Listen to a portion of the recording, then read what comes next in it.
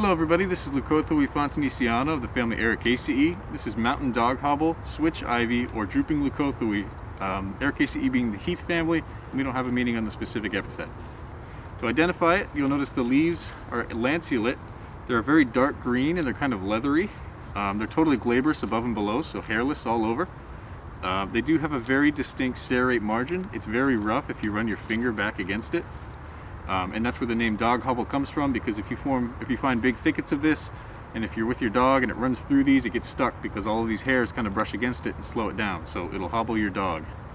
So definitely try and feel against it if you're out in the field with this plant, and just notice how thick and leathery the leaves are and that lanceolate shape.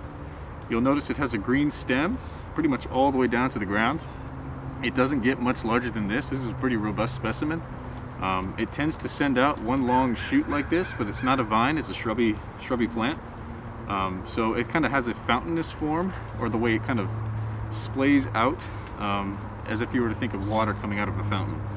So think of that kind of arching form for this plant. It is used in landscaping, so you can find it in some places on campus. So be aware of that form, that green stem, thick leathery lanceolate leaves. Fruit type is a capsule. You don't have to be able to identify by the fruit.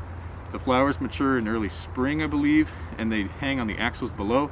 They're very showy flowers. That's part of the reason why it's planted for landscaping, and the fruit mature in late summer to early fall.